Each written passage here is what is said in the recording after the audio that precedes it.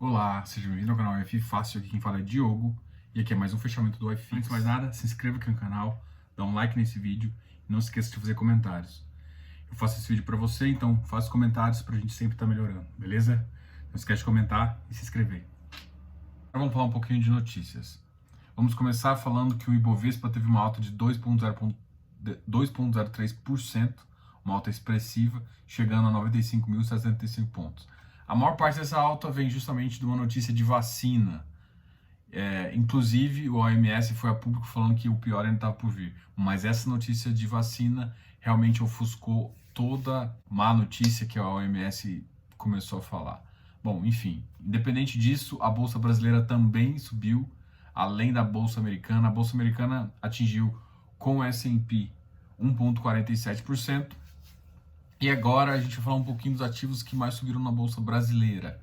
Via Varejo teve uma alta expressiva de 7,73%. A Embraer subiu 7,54%. Pão de Açúcar também teve uma alta expressiva. BR Malls e BBAS, que é o Banco do Brasil.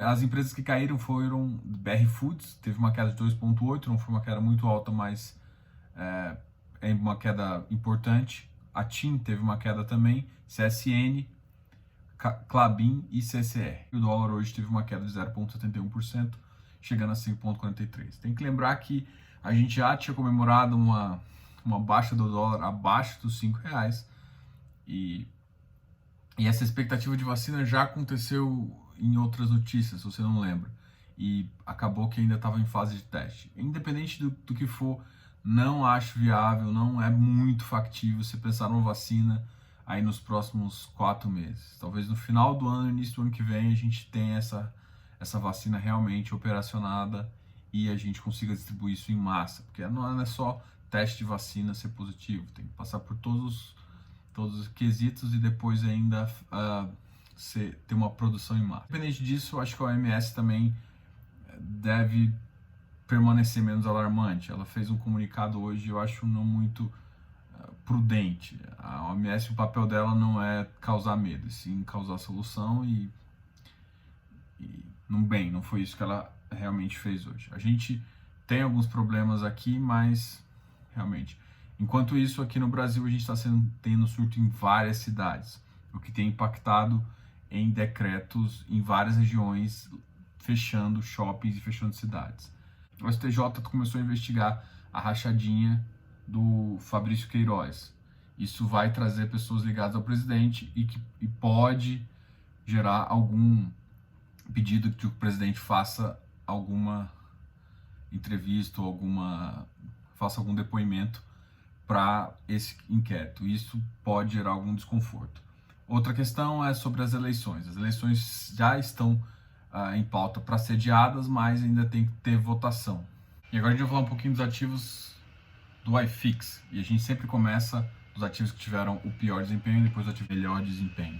Dos que tiveram o pior desempenho, a gente vai começar pelo HGFF, que voltou à casa dos 100. E ele chegou, por exemplo, hoje na máxima, bateu 104,74. Ele é um ativo que está bastante instável, então talvez é interessante dar uma olhada, beleza? Bom, XPCI caiu 1,93%, chegando à faixa de 89. Então o XPCI está entre essa faixa de 88 até 92 ali, não está mudando muito não. E normalmente ele está estabilizado em 90. Essa alta não é muito importante nem relevante, justamente porque ele não saiu muito da faixa principal dele. Um ativo que pode começar a ter uma saída aqui é justamente o RBR Properties, que a gente vai conversar dele no final, que teve uma queda de 1,54, e quando ele passou aqui esses 86 aqui, já é uma baixa aqui, mas mesmo assim ele ainda está acima do valor patrimonial e ele tem alguns reportes bem interessantes. Hoje saiu o relatório gerencial dele, que a gente vai conversar aí. O MOL 11 foi para 87. O MOL 11 é um que tem caído também, né? Ele tinha fixado naquela faixa de 90 e voltaram a cair, assim como todos os shoppings. Eu imaginei que com essa questão de vacina poderia ter subido alguns ativos de shopping, mas o XP Mall também teve uma baixa. HGBS também eu vi uma baixa aqui, mas bem pequena, 213. Olha, o HGBS está num pontinho interessante, hein, galera. Vamos ver, o VISC foi o único que subiu para 103,44. O XPMOL está na faixa de 102. Então, esses aqui foram os ativos que tiveram pior desempenho. Vamos falar aí do Canip também. O Canip chegou a ficar com 1,02% de baixa, chegando a uma faixa de 111,85. O ALZR também teve uma queda de 0,98, chegando a 128. Só que tem que lembrar que o ALZR acabou de anunciar uma emissão, né? Na verdade, eu tinha conversado que eu achei estranho na sexta-feira. Eu conversei com vocês que eu achei estranho na sexta-feira. Por que o LZR não tinha soltado ainda, né? Porque normalmente é meio que automático, assim que a prova já sai a emissão. Ele demorou aí um prazo de, acho que em torno de 10 dias, mas ele soltou. E aí eu tinha gravado o vídeo já com vocês, e aí depois ele soltou essa informação aí. E aí essa informação faz uma coisa imediata. Ele estava 135, é óbvio que o preço baixa. Então a emissão dele está em torno de 115, então você tem um spread. O mercado logístico está sendo mais estável, né? E o que é como se fosse um aporte de segurança. Então, esse mercado ainda está bom. A gente não sabe o pipeline exatamente do LZR11, mas se vier com um pipeline bem interessante, faz muito sentido entrar. Então, agora a gente vai falar dos ativos que tiveram um melhor desempenho. A bolsa hoje subiu 2,03%, só como referência, e a gente vai começar falando dos ativos acima que se comportaram melhor. XP Properties foi um que teve uma alta, chegando na faixa 94. VRTA 11 chegou a 106,40, também subiu, ele chegou a bater 105 esse tempo atrás. HSML 89 também, RBVA 146, Vino 58, Vino não é novidade para ninguém. Iridium subiu um pouquinho, tinha batido 116,50 no início da semana, no final da semana passada. RBRY chegando a 101.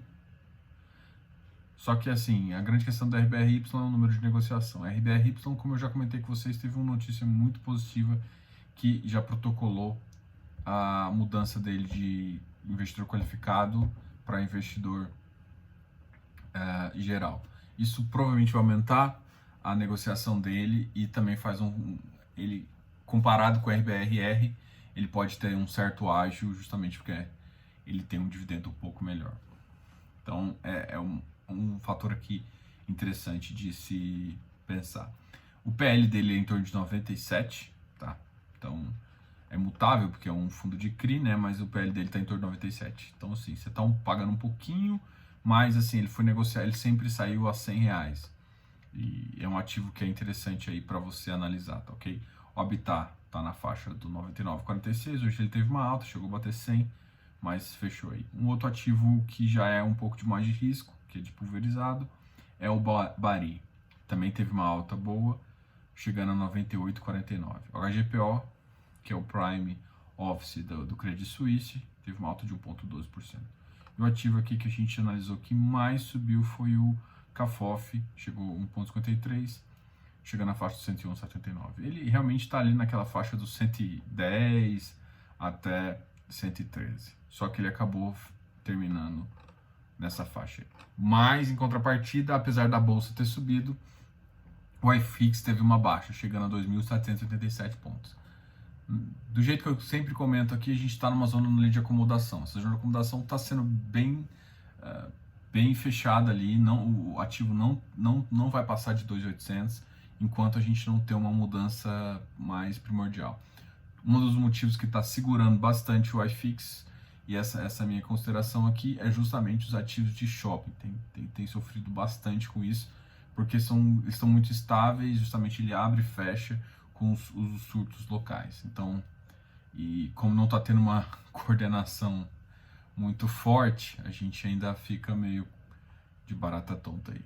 Bom, enfim, esse é o iFix reflete um pouco o fluxo, e o fluxo não deve melhorar muito para o próximo tempo. Então ele deve ficar nessa faixa, deve subir um pouquinho, cair um pouquinho, ele tem um espaço para chegar até 2.800, assim como ele também tem um espaço de cair natural até 2.750. Tem que lembrar que amanhã é o último dia do mês, normalmente o último dia do mês tem uma certa alta que o pessoal começa a comprar justamente para ter o último dia com dos ativos.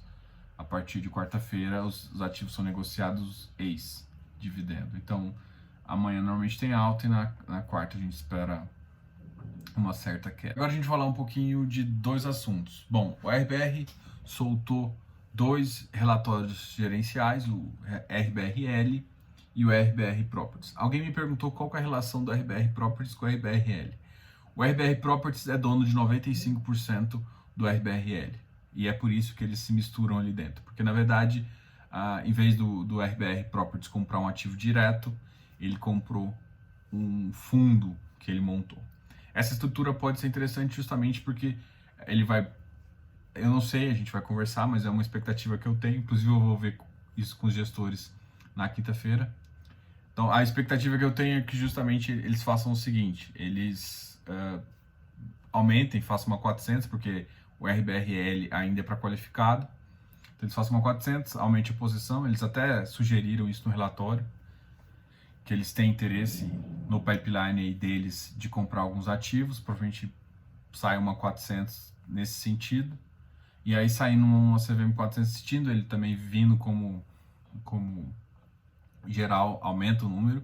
E aí ele tem a possibilidade de, o Properties, como é um híbrido, ter a possibilidade de aumentar e diminuir posição nesse ativo logístico que eles conhecem. Então, essa é a estratégia. Então, eles podem, dependendo da situação, manter ou aumentar a porcentagem de logístico e, dependendo da posição, ele diminuir a porcentagem de logístico e poder caminhar aí com o ativo. Então, eu acho que essa é bem a estratégia da RBR. Mas o mais importante é que a gente vai poder perguntar isso direto para eles. A RBR vai vir aqui no canal para conversar com você. Então, essa é uma excelente pergunta que a gente vai guardar para fazer para eles. Então, um dos motivos da estratégia dele ter usado é justamente não comprarem um ativo direto, comprarem um ativo via RBR Log, e também quando que eles estão pensando em fazer uma 400 e como que aí o fundo vai analisar. E hoje, não esqueçam, né? Então, a live vai ser na quinta-feira, dia 2, às 19 horas, com o pessoal da RBR Asset, tá? Não se esqueça. E hoje saiu o relatório Focus.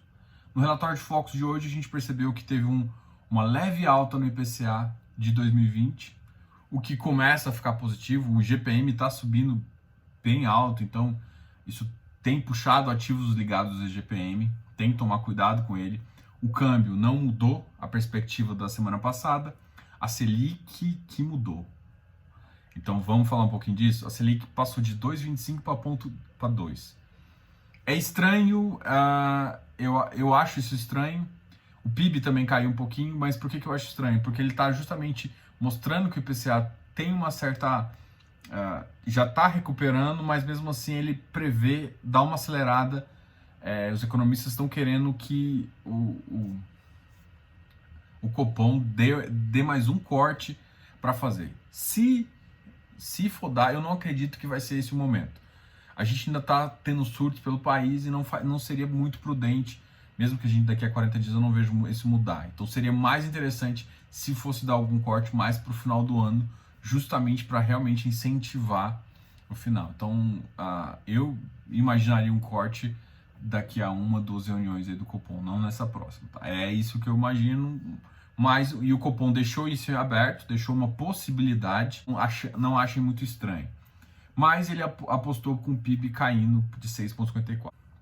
Para 2021 temos aí uma alta de 3,5. E em relação a 2021, o mercado, pelo menos pelo via relatório Focus, deu uma estabilizada. Bom, essas aqui foram as notícias principais, o seu iFix e também comentários sobre o Copom. E a gente comentou um pouquinho do RBR, beleza? Grande abraço, não se esqueça da live na quinta-feira, canal F Fácil. Se inscreva aqui no canal, dá um like nesse vídeo e compartilhe se gostar. Beleza? Não esqueça de deixar comentários. A gente conversa com você e para você. Grande abraço, Diogo, canal F Fácil.